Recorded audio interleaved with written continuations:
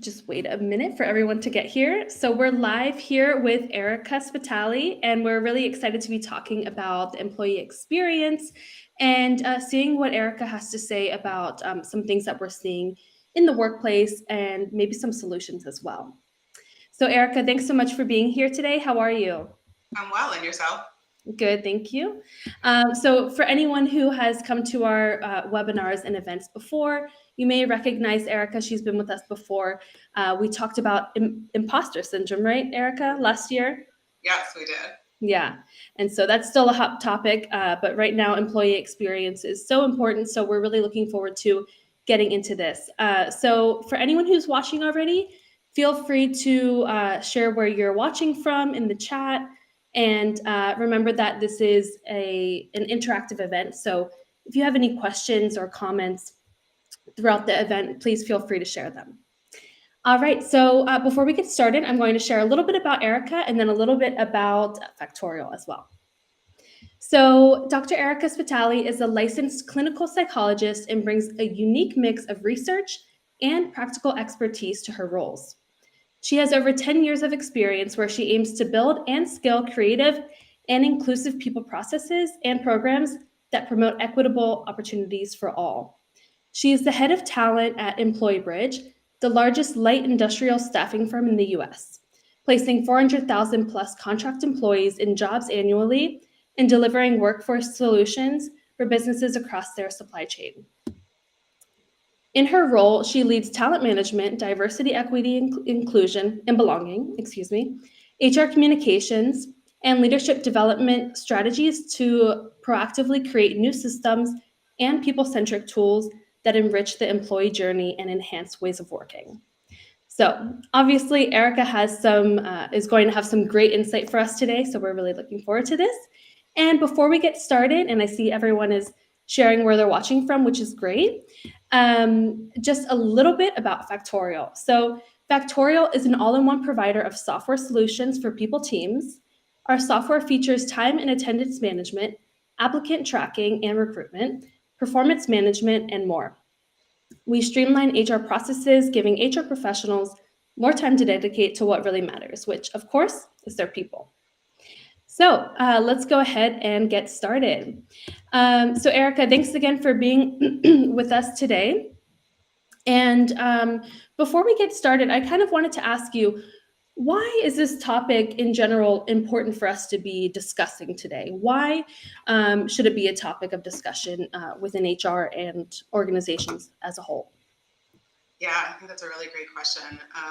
Look, companies don't thrive without happy, healthy, and thriving employees. And so to not focus on what the day in and day out experience is for employees at your organization constantly is a huge miss. And quite honestly, I think, one of the reasons why we saw some of the coined terms from the pandemic, right? Like the Great Resignation and all these other, labels. I think that's why we saw what we saw.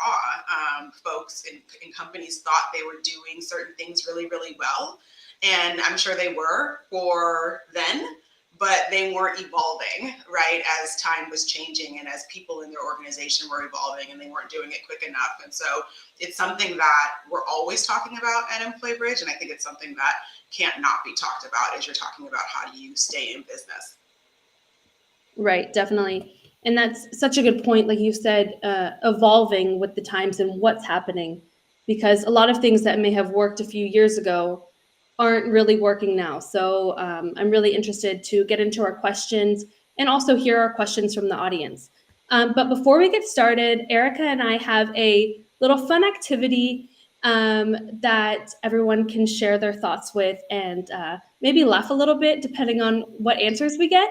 So we have a little activity called This or That. So at the bottom left hand of your screen, depending on if you're watching from a phone or a computer, it should be at the bottom left. So you can see here we have this or that. We're going to give you two options, and you're going to tell us just which is your preference. You can write it in the chat, and then we'll check to see what everyone says. So let's get started. Let's see what you guys prefer in the workplace. So the first one is remote work or at the office. So Erica, It looks like you're at home. So tell us what you think. I hands down prefer remote work. I feel like I was born to do this. So remote work is my preference. Yeah. Yeah. And let me see. Let me go back to the chat and see. No one has shared their answer yet. Don't be shy. Feel free to share what you prefer. So let's see. And the second one we have is emails or phone calls. So I think this is also kind of a generational thing. I don't know, maybe depending on the age of the person, just how they grew up or what technology they grew up with, this could make an impact. What would you say, Erica? Well, I'm seeing actually, so a lot of remotes came in first Oh for yeah, that no, first I see. question, and then getting some folks who can't choose, who want Yeah. both, the best of both worlds, hybrid, which love it. For this one, emails or phone calls, I think it depends. Although I will say I would probably lean more heavily towards emails because I feel like the amount of meetings we're in these days is a lot of talking, which is exhausting. And sometimes it's just a lot easier to digest language that is silent and in writing. Mhm. And you can respond, I think, a little bit differently and on your own time. So I kind of appreciate having that buffer when it's via email. Definitely. Yeah, someone said emails, paper trail. That's so true. Not even just like for, to have a paper trail, but also it's so easy to forget what someone says on the phone. So to have that reference and be like, okay, what did they say? What did they tell me? I definitely agree. So let's see if we have any other good answers. Well, we're getting a lot, so that's great. And the next one is silent or lively office. I think this also might depend on someone's personality, maybe. So let's see what people say. Erica? So if I'm going to go to the office, then I'm probably looking for some action, right? Yeah, So I'm not going exactly. to want a lively office. I can get all the silence I need at home. So I would pick lively office. Yeah, definitely. Yeah, I think like at home, you already typically have silence. So if you want to go to the office, usually it's for to be around people, I guess.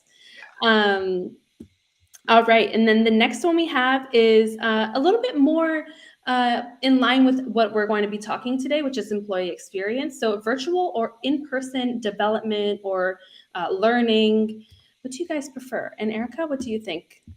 I'm slightly biased. I used to facilitate a lot, and there's just nothing like in-person development and really being able to interact physically with folks who are in the same like growth mindset as you in that moment. And so I'm going to have to say in-person development. Hmm. Yeah. Yeah, I definitely think there's a huge advantage to that.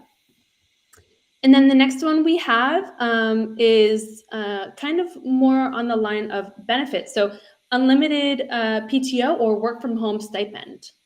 Erica, we were kind of trying to think of a good comparison for unlimited PTO because it's such a good benefit. So, looking at these two, what do you think?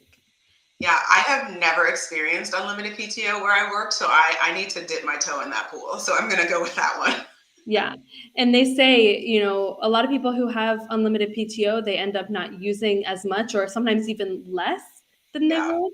So it would be interesting to experience that and really see how far you can take it, I guess. Yeah, and I'm seeing mixed answers too. Some people want the stipend, and Yeah. some are all, like capital letters unlimited PTO. Yeah. Yeah, someone said unlimited PTO. I love my littles. Yeah, it's a great reason, a way to be at home, spend more time at home with your family. So that's really nice. Yeah. Um, well, great. And I think we have one more. This is just something fun. Let's see what everyone thinks. So, messages with or without emojis. So, also maybe a generational thing, personality thing. It'll be interesting to see what people think. So, first, Erica, tell us what you would say. I would say either. I think it depends on who I'm communicating with. When I'm communicating within my team, we're gifs and emojis all day. Honestly, like if you saw our chat, like we could write a book. I think like if it's outside of my team, I probably would leave it to the side. Yeah. Yeah, yeah, exactly. It depends on maybe who you're communicating with the most, and we're getting a lot of mixed reviews. People saying Yeah, also depending on who you're talking to, I'm indifferent, if it's informal or formal, whatever. yeah. So yeah, definitely agree. There's definitely a place and time for emojis, but my Slack channel is definitely full of emojis and GIFs, but it's great. I love it. Yeah, my gift Um, game is on point these yeah. days. Yeah, yeah. Right. All right. So, starting off with one of our first questions, Erica. So, like we're talking about humanizing the employee experience, and you would think, okay, isn't the employee experience already humanized because it's about people? But there's often a misalignment between how an employee and how HR views the employee experience. So, what are some of those differences when it comes to that misalignment? Yeah, like we were talking about a second ago, the pandemic forced this massive shift in employee expectations, which again kind of was the outcome of that were all these coined terms for what was happening with the talent we had in our organizations. It really went from what do they need to be able to do to how do we want them to feel. And one of the things that I think employees were conversations they were having with themselves was, if I agree to work for you and spend however many hours in a day, however many hours in a week learning the organization, learning the job, and making sure that I understand how to be successful in the company to contribute to your success so you can count on me, then I expect the company to do the same. So, how is the company taking the time to understand who I am, what I need, so that I can count on them when I need them? And I think that was just a huge paradigm shift where I think employees had long felt that way, but had become more vocal. And so employees are really expecting to be seen as whole humans before anything else. One of the questions that I always ask is, how is value being added to my life by being here? And employees are asking themselves that same question. And so I think one of the biggest differences, to answer your question, is that an employee is viewing their experience more holistically or integrated with other areas of their lives. While I think historically companies were viewing the experience primarily via the typical employee life cycle stages like hiring, onboarding, development, engagement, and offboarding. It's not wrong to think about the employee experience in this way, and it can actually be a great place to start. But if it's the only lens being used, I think it can become too narrow of a way to approach the totality of the employee experience.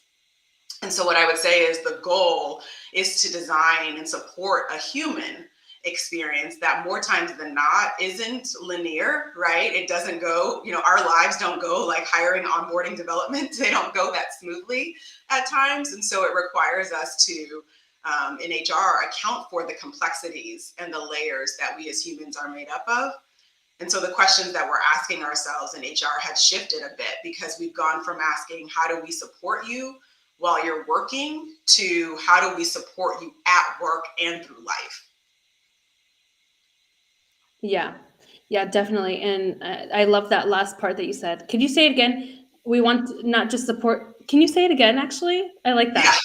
Yeah. So the question that we're asking in HR has shifted. So we've gone from asking, how do we support you while you're working, to how do we support you at work and through life? Right. Yeah. No, I think it's so crucial because work takes up so much of your life that of course it's going to impact other areas. So that's a really uh, I think if I tried to say it again in 10 minutes, I won't be able to say it as well as you did, but it's great. um, Definitely. And so, well, we mentioned this a little bit at the beginning of this event, but a few years ago, maybe before COVID, the employee experience was maybe thought of a little bit differently. Now there are so many more conversations about mental health and hybrid work, like we were just talking about remote work versus in the office. And then there's so much more going on as well. What are we seeing in leading organizations that other HR teams can learn from to align with employees and improve that employee experience? Yeah. So, not to oversimplify it, but humanizing the employee experience is your employees agreeing with the statement, I feel seen beyond what I do for you, beyond what you pay me for. So I think what we're seeing is a shift to an approach that more accurately reflects the way employees experience life in and out of work.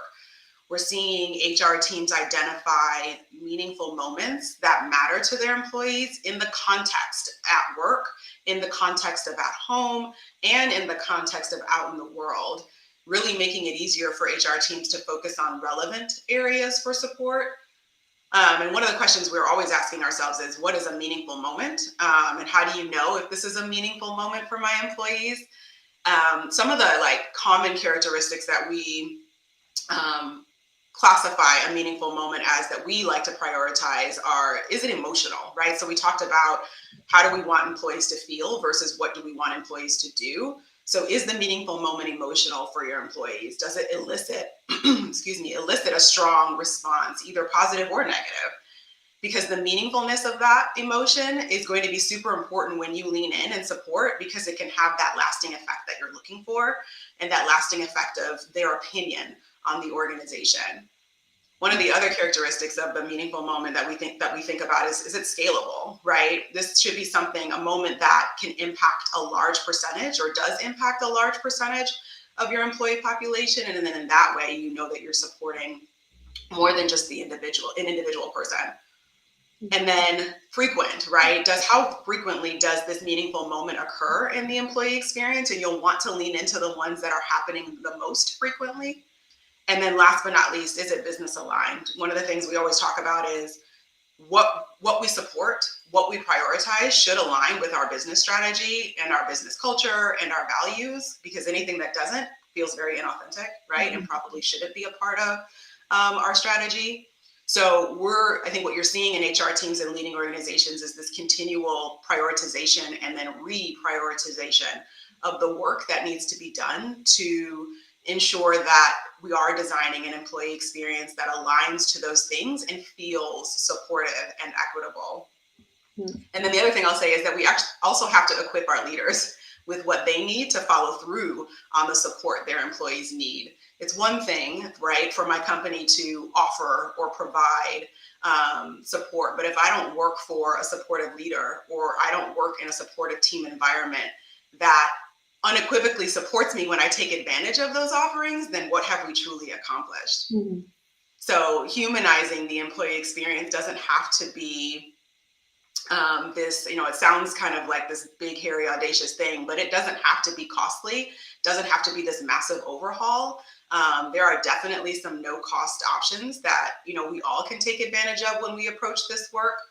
One of the things that we, on my team, are maniacal about is how we communicate with employees. We are extremely thoughtful about what we need to say, how it needs to be said, and when. And so when we customize our communications, it's based on who is here and what is needed. And so it's a small shift in how we work to engage our employees that has had a considerable impact. Amazing. Well, one thing that you said, Erica, about it being authentic, I think that's such an important aspect of it, because maybe with, these trends or things changing within employee experience and well-being, like one comment just said that we'll get to, it's so easy to say, oh, we need to do this or that to engage our employees. But if it's not authentic and if it doesn't feel genuine, then it's kind of doing probably the opposite and making people think, well, this isn't how they were last week, or this isn't how my manager communicated with me, or this isn't in line with the organization. So I think that's a very interesting point. And I would like to ask the audience, anyone who's watching,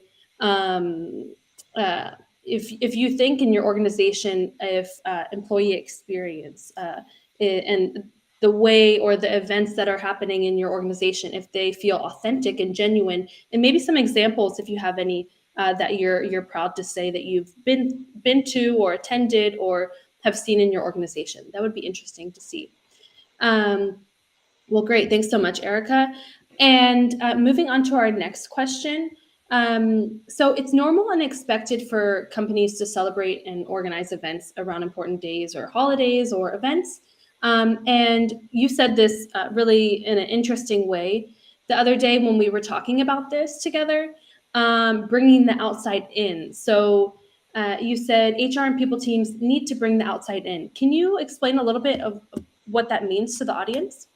Yeah, and hopefully, Gia, this answers your question too, because I Oh. see you asked, what is an example of being thoughtful around how, what, and when we connect with employees. Mhm. And so when I talked about bringing the outside in, it's about how are we prioritizing support, celebration, and well-being during the workday. And so by bringing the outside in, what I meant was it's one thing to say to your employees, we value your mental health. We value your multi-layered identities, and then to have connections and resources that they can take advantage of when they're off the clock.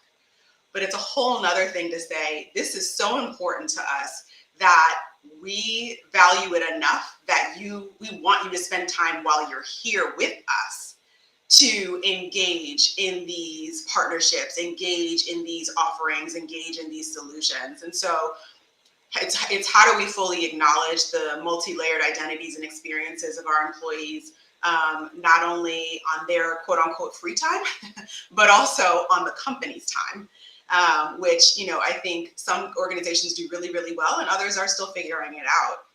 I think one of the other things that I was alluding to when I talked about bringing the outside in. And so not only is it bringing the time in to the workplace, but also bringing the moment into the workplace, meaning how are we acknowledging and supporting our employees, not just in crisis and not just during the designated month, but year round. So when many times it's when and where it's most needed. And so I think the headline being life doesn't stop when I clock in, and many times what I experience outside of work will seep into my workday. So what can I look to, or what can I lean on? Who can I lean on for support or acknowledgement that I need when I am working for this organization? Definitely. That's yeah. Like you mentioned, and like we were saying earlier, work is such a big part of our lives that, of course, there's going to be overlap, and there's going to be days that it's not easy to manage or to get your mind off of something when you go into work. So, great.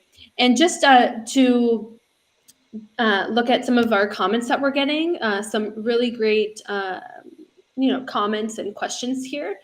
Uh, Erica, is there any that you wanted to? I'm trying to read at the same time and talk as well. But is there anything that you wanted to point out here before we continue on? No, I mean, I think, yeah, I'm seeing some great comments around what folks are offering in their organizations, which Mhm. again, I think is fantastic. I think giving employees choices is always the best approach. And so the fact that there is a menu of things that your employees can choose Mhm. from in terms of what they need to feel acknowledged and supported, I think is fantastic. And 100% agree that well-being is on the rise. And there are proactive and reactive ways to support your employees. I mean, the goal, I think, is to try to get ahead of whatever, and we can. I think that, is the goal. I also think, it's impossible to know what will happen in one's life. And so I think, again, and this may segue really nicely into, our continued conversation, Kylie, but one of the things I think we tend to do in HR is we try to have all the answers. And because we're so committed, right, to supporting who is within our organization, as we should be, that's the job. At the same time, our employees are really well tuned into what they need. And so it's like, why don't we just ask?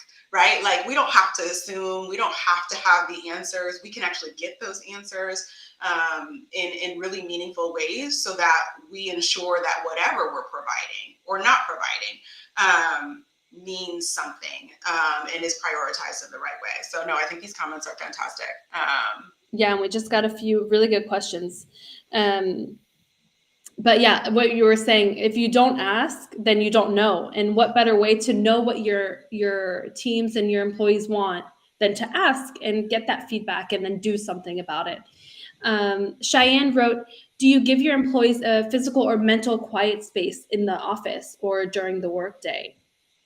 Oh, that's a great question. So, Employee Bridge is a hybrid working environment. And so, what I can say, what we've done organizationally to ensure that everyone can take advantage of mental health wellness is we've partnered with a company called Saber Lining. And so, instead of saying, hey, we've partnered with Saber Lining, you can take advantage on your own time, we brought Saber Lining into the organization. So, every quarter during the workday, in a time zone friendly, time block, we take an hour and have externally facilitated mental well-being sessions. And they come in and talk about a variety of topics and really engage our employees in a space where they are free to share, where they are free to explore and better understand what they can do to prioritize themselves, so that when they do show up to work and when they do show up in life, they're doing it in a way that is healthy. So that's one of the things that we've done. Other than that, we have obviously, I think your typical standard employee well-being resources that, again, employees can take advantage of outside of, but what Saber Lining is one of the ways that we've brought the outside in and prioritize that during the workday. Yeah, it's like taking something, like offering a service or something like that, and then taking it to the next level. Like, oh, we're not just going to give it to you and you do what you will, but we're going to make it worth your while and make it beneficial. I really like that. That's awesome. And I'm going to get to Alea, I think, yeah, Alea's comment. But first, I wanted to go, before we kind of get more off topic from it, Danielle said, how do you define authenticity? Isn't it subjective in some circumstances? Which is so true. Erica, what would you say to this? It is. It absolutely is. And I think, my point earlier was around defining authenticity, it being aligned with who we say we are. And so I referenced like the organization, right? The business strategy, the values, etc. I would never recommend, right, an organization offer something that is not aligned to who they say they are. That is inauthentic. And so I'm defining it as, is there consistency in not only who we say we are, but then what we do to support who we say we are, which in my mind is no different than how we as humans, right, are trying to live our lives, right? We say we are X person, and then we hope that our behaviors align with who we say we are. And so that's how I'm defining authenticity. Now, the interpretation of authenticity on the receiving end absolutely is subjective, and some it will resonate with and land, and others it will not. I think erring on the side of alignment and consistency is always the best approach, and then the hope being that those who are receiving those messages, whether behaviorally or in communication, connect those dots. Right. Yeah, and back to Alea's comment, and then we'll get back on track.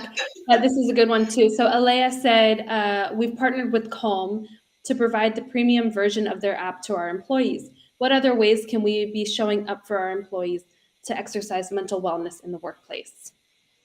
Oh, that's a really great question.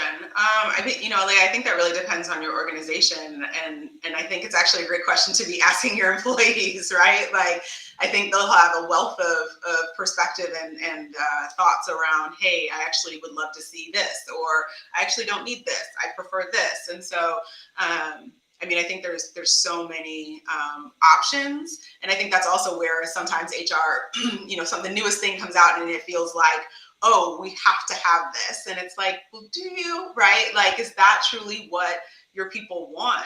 Versus it's a nice to have thing. And so, I think, Leah, I'm trying to answer your question without answering it, because I want your employees to answer your question for you, quite honestly. And I think, I've heard great things about Calm. And I think there's a lot of options in this space. And I would really encourage leaning into what you prioritize in the organization, what you value, and then what your employees prioritize and value and what's most needed. Definitely. But I do think what you were saying, Erica, about the company for the well-being activities during work. What was the name of that? Because I think someone was asking. Barbara said, "Can you say the name of the external organization?" What was it Yeah, called? savor lining. Savor Yeah, Learning. Okay. yeah, SAVOR and then lining. Okay. I'll send it in the chat in a few minutes.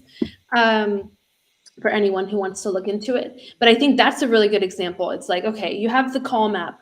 How can we extend this or do something that maybe is in line with this, but make it even easier to get to or more accessible? Um, well, great. So moving on. I love all these amazing comments and questions. But anyway, organizations are often brainstorming and thinking of their employees, but they're not doing enough assessment and listening, which is something that, well, like you mentioned, get feedback from them and see what they think. So, where can they get started in order to find a balance between doing and listening? What would you say, Erica? Yeah, and Leia, I totally get survey fatigue. We talk about that a lot in our organization and are trying to be super mindful of that as well. So, totally can relate to your comment. But I do think we're seeing more companies be more consistent about when and how they ask their employees for feedback on their experiences. And so I think overall, at least at Employer Bridge, we've gotten better at asking the right questions at the right time and with the right cadence to better understand who our employees are and what they need from us to thrive. At Employer Bridge, our voice of the colleague listening strategy is how we consistently ask for feedback on the employee experience in a scalable and meaningful way. So every quarter, we launch our 10-question engagement survey. 8 of the questions are core, so they're static and don't change. 2 are rotating, and those 2 rotating questions are basically time relevant or time sensitive topics that allow us to tap into something that's happening today and really get a gut check on, okay, how well are we navigating this, or how well are we doing this, or how well are we not, and then what we would need to do to improve. And so the listening portion has been a tremendous success. One of the things that we consistently talk about is how do we apply the same rigor with listening? So the consistency with which we're asking employees questions should also be the same rigor and consistency that we're taking action. And so I think, Delia, to your point, what I found is survey fatigue tends, not always, but tends to occur more in organizations that do better at listening, but not necessarily in the action portion. So it's more rare for me to get fatigued in answering or responding to your questions if I know every single time I answer this survey, change is coming. Something that I have put my time into is going to come to fruition. And so one of the things, and someone put this in the chat a minute ago about this social contract, which is so true. Same with surveying and asking for feedback. There is an implicit promise that you make that if you ask me for feedback and I give you my feedback, I expect to be heard and I expect action. And the greatest form of acknowledgement is change. And so, how are we making sure that we are authentically and truly acknowledging all of the feedback we receive by being honest with our employees to say, here's where we can lean in and move the needle. Here's what we can't, but please know we've heard you. And so I think the honesty portion, the response portion after you've asked for feedback is super important. One of the things that we've done is we've given people leaders direct access to their survey results year round. So whether the survey is live or not, they can always log in, see their historical results, see their results in real time, so that they feel empowered to take that action on the feedback from their teams in a way that feels meaningful to them. So while HR has provided the architecture around when we ask for feedback and how we ask for feedback, leaders are empowered and responsible for taking localized action because the feedback is coming from their teams. Great. Well, Erica, from the beginning of your answer, I think you have some of the greatest phrases. Survey fatigue, I think it was. It's just great.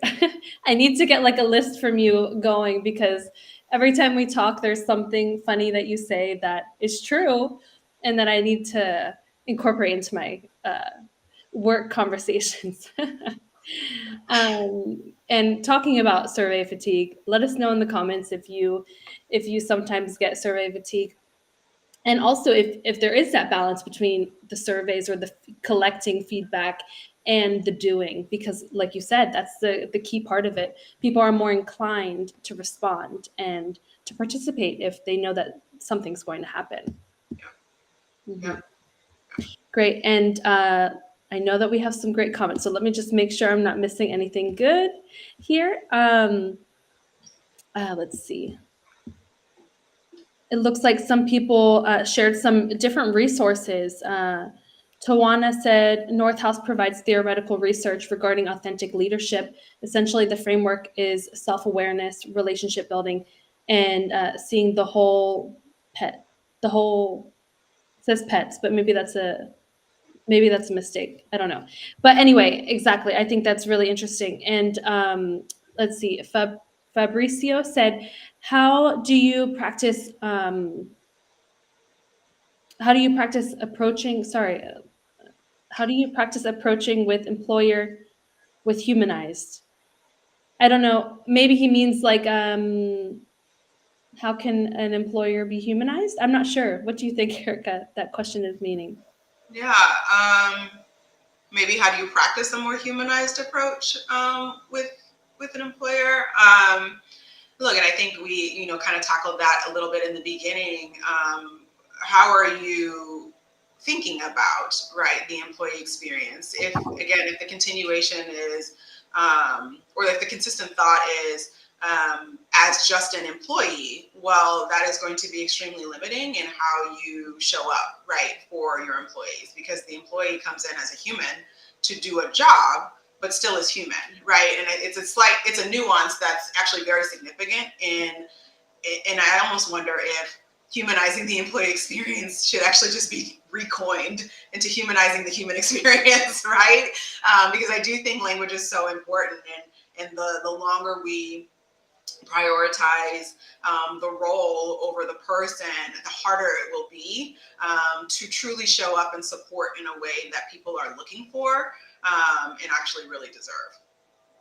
Right, definitely.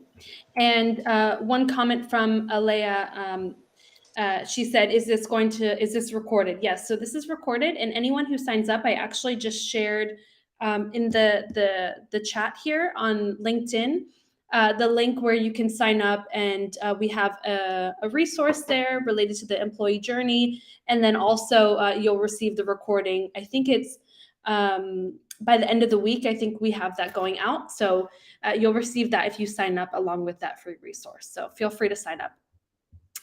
And well, great. And thanks so much, Erica, for your insight. It's really interesting to hear your perspective, and it seems like from your experience at Employee Bridge, you have so many great examples and things that you're doing that you can truly speak on this topic from a place of experience and learning as well. So it's great to hear your insight. So if anyone has any questions that you want to share, feel free to go ahead and share them with us. And we'll be going through these comments. I feel like if I scroll, there's a lot more. So I'll go ahead and get started and see what we've missed. So let's see. It looks like Manzur said, "I can see HR has definitely improved in the last decade or so. I burned out after 28 years in a specialist field, although there was a fantastic response from the organization, but it was a little too late." Um, what do you think, Erica? Do you think that we're seeing improvements? Although we always say, organizations need to improve this or pay attention to that. Overall, have you seen improvement since your professional career started? Oh, absolutely. I mean, we've had to evolve just like companies have had to evolve, right?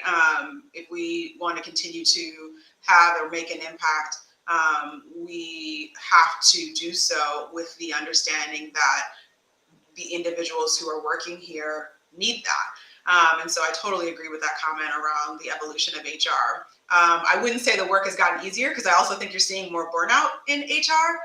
We were actually just having this conversation in one of my networking communities, and we were trying to decipher, is the burnout as a result of the work, or is the burnout as a result of the environment in which I have to do the work? And so it would be really interesting to understand, from folks who have experienced it, which one it is. Quite honestly, I think the work that we get to do in HR is freaking amazing. Where it becomes challenging, or more challenging, is when the environment doesn't support, right, in the way that you need, how the work gets accomplished, when the work gets accomplished, etc. I think that's when it starts to get more taxing. But totally, I think you could argue both sides. Great. And Tawana, I just want to correct myself because she corrected her writing, but it was essentially from what Tawana said before about the North House leadership thing. And the last part was essentially the framework is self-awareness, relationship building, and seeing the whole person. Sorry, Tawana. Thanks for sharing. And well, great. And I know there were some others I wanted to look through here. Let's see. So Barbara said, I think that we don't have to only acknowledge feedback, but make sure we take action. Otherwise, employees can think it's just a process we normally do with sympathizing with them, because we keep too much distance between us. And I think that's such a good point. Maybe if there's no change, no action, maybe employees will start to think, oh, well, they are just doing this to sympathize or ask us, but then not making any change. And then Danielle said, how do you incorporate feedback? Do you think it is more impactful proactively or retroactively? No, that's a really great question. I think it depends on what type of feedback, right, you're referring to. I think, when we think about surveying, the idea is, we know these are lagging indicators, right? So we're asking questions about experiences that have already happened, right? We're not asking our employees to foreshadow what they think is going to happen. And so that type of feedback you have to take with in context, and understand that in order to move the needle, that you will be reacting, that it is not a proactive measure. Now, the consistency with which we do it allows us to identify trends that hopefully will allow us to establish a baseline, and then establish, like I said, a trend to be able to do something that's more forward thinking or forward looking, to get ahead of anything that we see could be risky down the line. If you're talking about, there's all sorts of feedback, right? If you're talking about performance feedback, I think that depends as well. A lot of times there are organizations who create a safe environment for risk to occur, right? And so where they want people to fail and fail fast. And so in that way, feedback may tend to come after the fact, after the failure, right? Because the environment is safe enough where we just want you to go try, experiment, test, pilot, whatever it is. And then we'll talk about how we pivot quickly and do differently next time. And others, it doesn't work that way. And so proactive may be the approach, because it's actually less tolerant for risk. And so it's about preventing, mistakes or errors from occurring. And so you would probably tend to see feedback happening in advance, because it's a safety net, right? Or safety mechanism to prevent that from happening. So I think it just really depends. Also depends on the person. You have individuals who prefer it in advance, and others who are like, no, I want to learn by doing, and then we'll talk.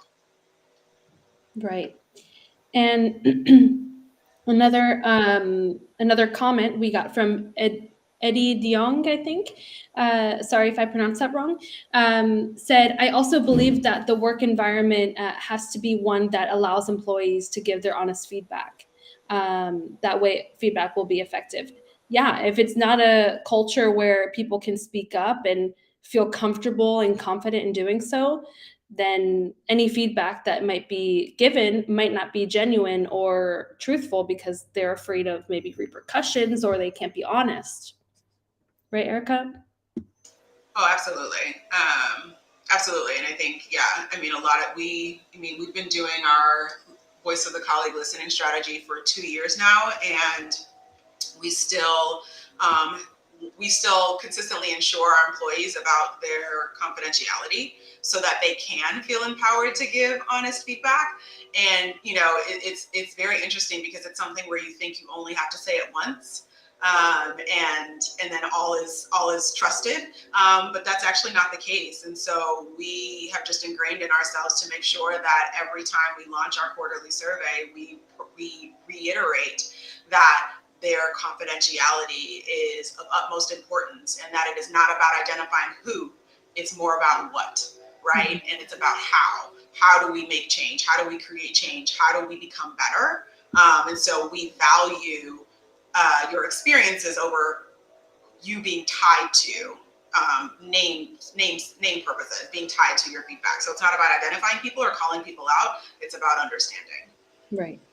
Yeah, I always think when it comes to surveys and gathering feedback, if one person says something like, let's say, I feel like or maybe something about the company culture, something negative. If one person is saying that, it doesn't really matter who, because if one person is saying that, probably there are other people who are thinking the same thing. So a lot of times, yeah, it's nice to know who's saying what, maybe in certain cases, but in those very serious matters, maybe it's good to keep things anonymous so people can just be as honest as they want to be without feeling maybe they're saying something bad. So Gia said, how do we identify meaningful moments or moments that matter to employees? Yeah, I think we kind of touched on this a little bit earlier.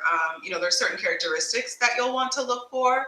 Again, like I'm certain your employees will be helpful in helping you identify what's a meaningful moment, but it also comes with just understanding who's in your organization, right? And so if you're already collecting data on your employees, what have you noticed, right, from that data?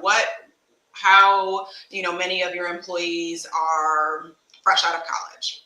How many of your employees have been with the organization for 10 plus years? How many of your employees identify with certain communities? Starting there, understanding the representation, understanding the backgrounds of the employees you have in your organization, and then how are you also measuring their journey today? So we talked about the typical stages that HR typically looks at, the employee experience, hiring, onboarding, engagement, development, and then offboarding.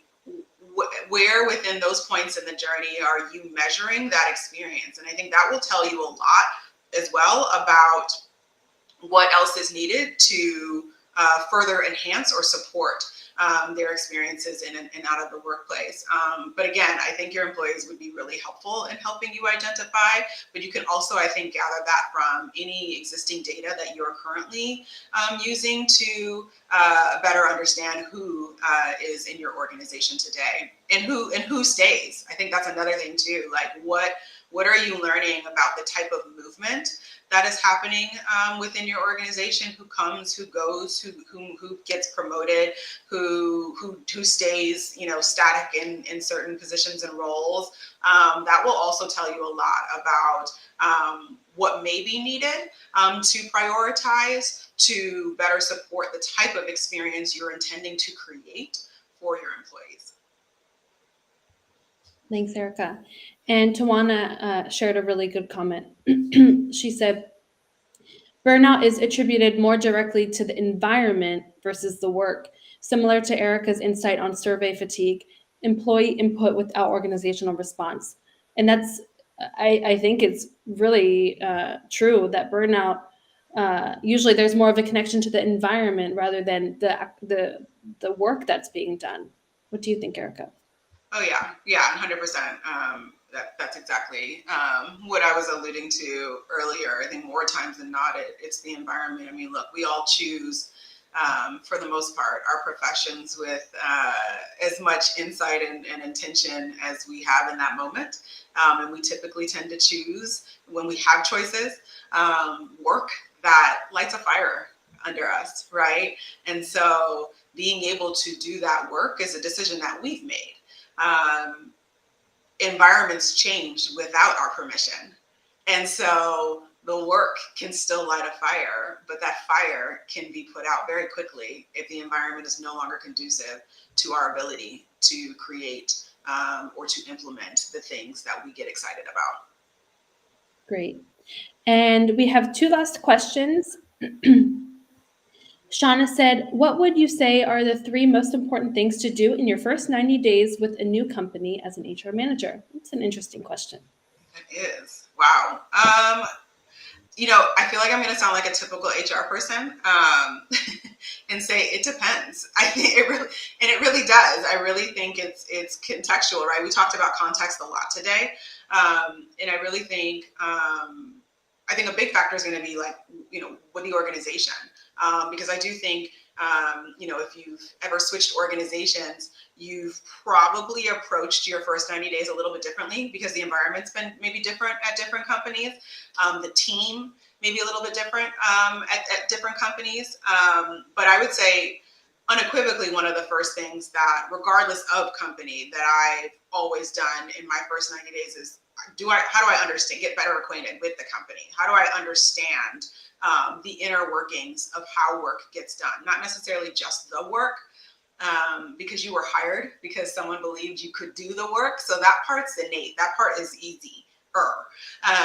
But you are new to the environment. And so picking up your expertise and placing it into an environment that is unfamiliar will require you to better understand, how do I become successful here? Because knowing how to do the work is a no-brainer. I've already proven that. But to be able to do that in an environment that I understand how decisions are made, how to get buy-in, how to influence, how to connect, all those things that you don't know until you get there. So I would say that one of the most important things is understanding how the organization functions. Great. And then finally, our last question from Smoothie. How do you think we can improve this in an early stage startup ecosystem? So a company that's constantly changing, growing quickly. How can this work in a situation like that? Oh, that's a really great question. Startups are in this environment that I have never had the privilege of working in, and so I fully recognize and appreciate that ecosystem is very different than your more established or mature organizations. But look, I also think with a startup, you do have the luxury sometimes of a lot of things will be starting from scratch, right? And so you may have more opportunities with a startup to try like millions of things that in a more established organization just wouldn't be possible, because A, it would take too much time, or B, things are already in place, and so you're just improving, you're not like rebuilding.